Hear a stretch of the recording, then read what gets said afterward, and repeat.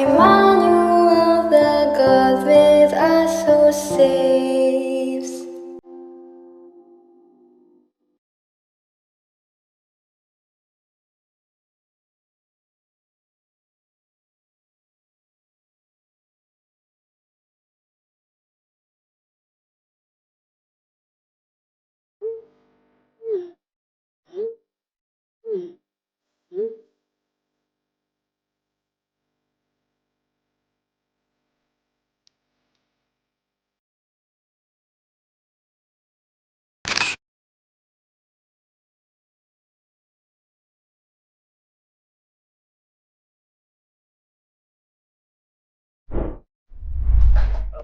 Magandang buhay mga kapatid. Ito po si Lolo Monsi. Dito po ako sa aming retirement home, St. Joseph Seniorate, dito po sa Marawoy, sa Lipa City. At ako po ay natutuwa, nagkagalak, dahil at my age, which is 80, not only about, but 80, ako naanyayahan na magkaroon ng ganitong program na parang tutugon sa mga katanungan ng mga tao, lalo na mga kabataan sa panahong ito. Ito'y gawain ko na nung ako'y batang pari, na para bagang naalala ko, nagbabalik, at hindi ako tumanggi. At talagang gusto ko itong gawain ito, makatulong. Sapagkat yan ang diwa ng isang pari. Lagi pong ganun to launch into the deep. At makatulong sa mga tao, lalo na yung may mga suliranin na sabihin na nating pananampalataya o kung ano pa man. Basta anything that I can be of help, ay talaga pong gagawin ko. Talking of retirement, sabi ng isang pari sa akin, Father, there's no such thing as retirement sa pari. Yung paggawa ng mabuti, wala yung retirement. At hindi lang kaya sa amin. Pati kahit sa kanino mang tao. Sa totoo lang po, marami hong dumadating na mga katanungan. Karakaraka. Ang gusto ko hong bigyang pansin sa sandaling ito, ay ito hong aking babasahin ngayon at nakikita sa screen. Lolo Monsi, bakit po galit na galit ang mga born-again Christians sa mga rebulto ng mga santo? Lalong-lalo na po kay Mama Mary. Ano po ba ang tamang paliwanag sa kanila? Okay. Mga kapatid, tandaan po natin na ang ibang denomination, yung mga katulad ng mga born again, lahat ng mga Protestants, at hindi naman lahat ng Protestants ay gano'n. Ito lang born, kung ano man. Talaga pong galit na galit sa mga images, sa mga imahen. Bakit? Sapagkat yun ang malaking nilang sandata para makakuha ng mga members. Makuha sa atin. Yung bang sinisiraan Una, anong paninira? Na yun daw mga images, katulad nito, si Mama Mary, siya raw ay ating sinasamba. Which is wrong. Hindi naman tayo sumasamba sa mga tao rin lang. Ano ba yan? Diyos lang ang sinasamba natin.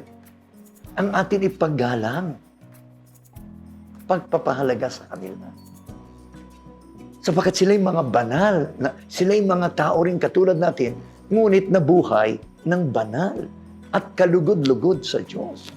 Yun ay paggalang. Kaya yung tungkol sa pagsamba, hindi totoo yan. Ngayon, siguro nami-misinterpret tayo. Kasi naman itong ating mga members, kumisan ay naluhod pa at wala namang masama. Kahit ba lumuhod, kung hindi naman pagsamba, kundi paggalang lamang.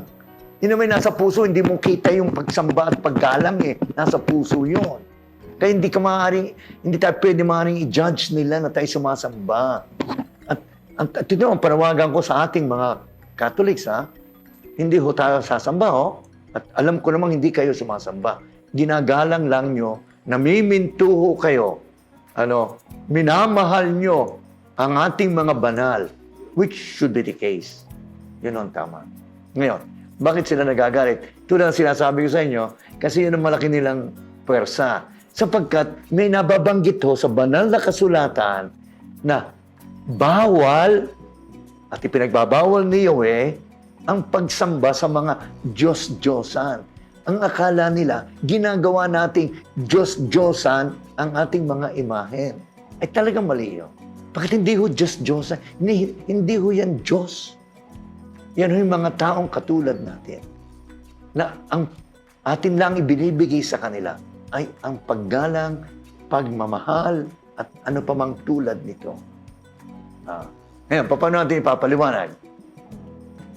Mga kapatid, o di yun, sabihin natin, hoy,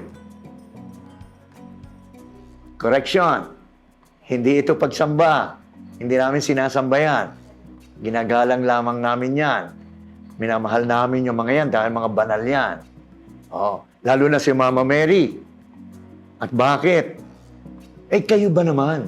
Hindi ba ninyo mamahalin ang ina na nagsilang sa ating Panginoon? Kayo, sumasamba kayo sa Panginoong Jesus. At kinikilala ninyo na ang Panginoong Jesus na yan ay inyong tagapagligtas. Ay bakit ninyo sisiraan ang ina na nagsilang sa Kanya? Ano ba kayo?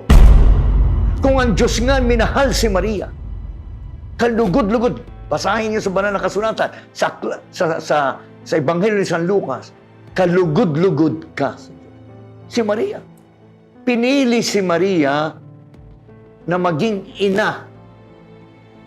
Ano, mamahalin mo ang anak na hindi mo minamahal ang ina? Ano ko ba naman? Yun ho. Kaya, ayaw nila kay Maria. Ay hindi ho tama. At sila mag-isip-isip sapagkat ang kanilang ginagawang ito ay hindi tama. Ang Diyos ho mismo ang bumaba, nagpakababa, at naging tao. At para siya maging tao, kinailangan niya ang isang tao para siya isilang. At yan ho si Maria, mga kapatid. Kaya mahal natin si Maria. Ako na lang, personal. Hindi ko maaaring sa isang takbi ko na lang ang mahal na Birhen Maria. At saka patatlo, hahaba nga lang itong aking paliwanag.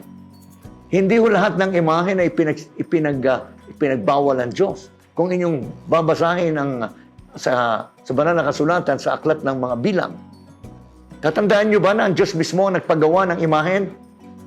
Anong imahe ang ipinagawa ng Diyos kay Moises? Yung tansong ahas. Mga kapatid, bakit? Sapagkat ang sabi ng Panginoon ni Yahweh kay Moises, ilagay mo yan sa dulo ng tikin. Pagkat pinadalhan niya ng mga ahas ang mga Israelita na matitigas ang ulo namamatay sila pag natutuklaw. Anong sinabi ng Diyos? Sabi ng mga tao kay Moises, Moises, pwede ba? Sisisi na kami? Paalisin mo na? Sabi mo, kay God, alisin ang ahas. Inalis ba ng Diyos ang ahas? No, hindi niya inalis. Ang ginawa niya, nagpagawa siya ng ahas na tanso. Bakit? Ilagay mo yan sa taas ng tikin. At ang maganda nito yung ganito. At ang sino mang matuklaw ng ahas na tunay at tumingin sa ahas na tanso ay hindi mamamatay. So nakatulong pa ang ahas na tanso. Paggawa ng Diyos yun. Oh God. Bueno, ay tayo nga dahil ho, ang mga Katoliko ay kulang ho sa pangaral at sa aral, kaya kawawa naman. Talagang nadadaya at nadadaya ng mga bulaang propeta. Kung tawagin natin. Pero hindi ko, mahal ko naman ho sila lahat. Kung ano man. Pero sa kanilang ginagawa, ay mahal ko pa rin sila kahit na ganon. At mamahalin natin ang mga taong yan na sumisira sa atin. At ang mahalaga ay manatili tayo sa atin at yun lang ang mahalaga. At na naman, dasal. Pagdasal natin sila Pagdasal natin ang ating sarili na tayo manatili. At uulitin ko, hindi ho pagsamba ang ginagawa natin, at sabihin niyo sa kanila, kundi ang ginagawa natin ay paggalang, pagpapahalaga, at pagmamahal sapagkat sila ay mga taong naging malapit sa Diyos. Uy! Ay, naku mga kapatid! Medyo kinakailangan nga po tayo magpaalam muna, sumandali, pansamantala. Sapagkat magkakaroon ho ulit tayo sa darating na mga araw, pantayan ninyo. Pero sa ngayon, magpapaalam muna ho si Lolo Monsi. Pero bago ako umalis at magpaalam, di blessing muna, of course. Pagdadasal ko kayo at naway kay pagpalain ang Panginoon sa inyong mga gawain at taluhin manatiling tapat sa Kanya sa tuwina. Huwag kalilimutan ang magdasal araw-araw. Ang pagdadasal ho ay pakikipag-usap sa Diyos. Yun lang. Kausapin niyo siya na parang ako ang inyong kinakausap. Kayo nagtanong sa akin, parang ako ang Diyos. Tinatanong niyo. Gayon ho lang. Humingi kayo. Kung may kailangan, magpasalamat kayo. Kung may mga dapat ipagpasalamat, humingi kayo ng tawad. Kung mayroon dapat kayong ihingi ng tawad, at purihin niyo siya sapagkat siya ang dakila at makapangyarihan. So, babay na huli sa inyo. God bless you and see you next time.